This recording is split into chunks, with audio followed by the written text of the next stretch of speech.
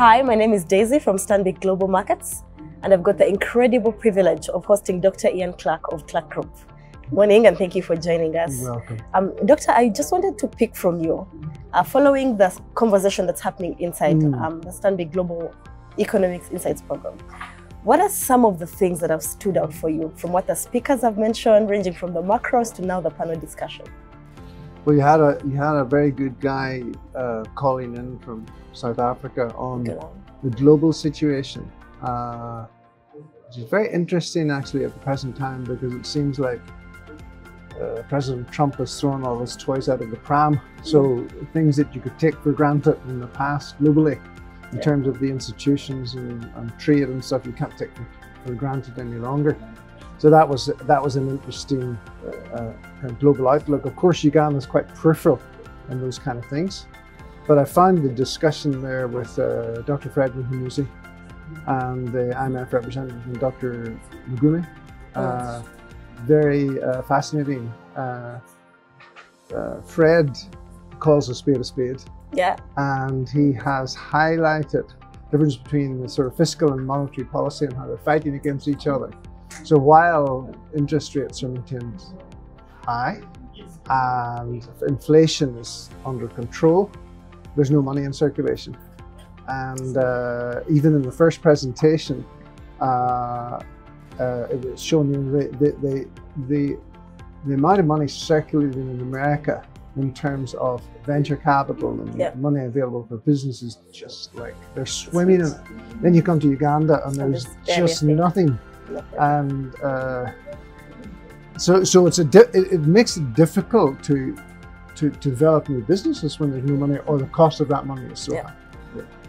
That's a very good insight, because what I hear from you and what I know to be true is that the amount of money in circulation does have an impact on the growth prospects that we have as a country. Because we could have all the proper policies, we could have everything right, but if there's no money that's changing hands, then it's very difficult to realize growth. Exactly.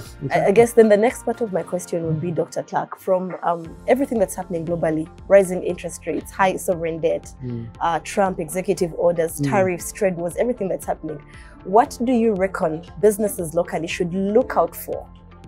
Because it's possible that it's happening in the United States today, but it's going to come home soon enough. So what do you reckon businesses should pay focus to for sustainability? I think, well, first of all, businesses that are going to depend on borrowing are not even going to get off the ground, because we're borrowing at what, 17% and beyond. So businesses that have capital are okay. You find that big businesses, for example, such as Sudhir's business, it can keep growing because it has the money and it keeps generating the money to keep growing without borrowing. But people trying to start businesses are going to have to look to businesses that don't require much capital. Now, good enough, the knowledge economy is there. And as, again, I think it was Dr. Fred said, we're an English-speaking nation. He was referencing how they built the Irish economy.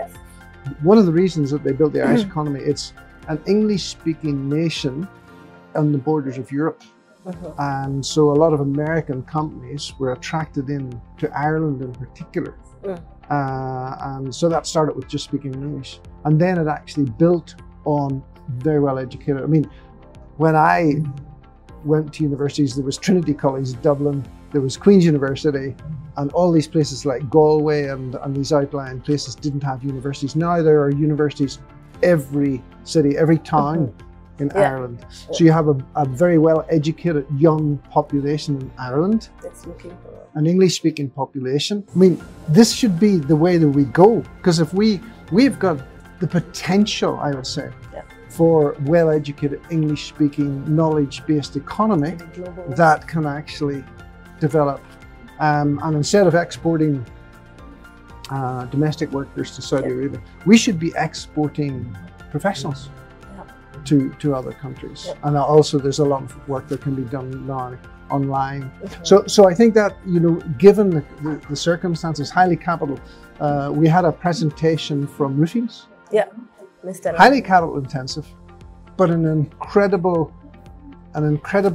man actually in the chairman, and also an incredible industry that he saw the potential for growth, the need for steel, for rebar, for roofing sheets and so on.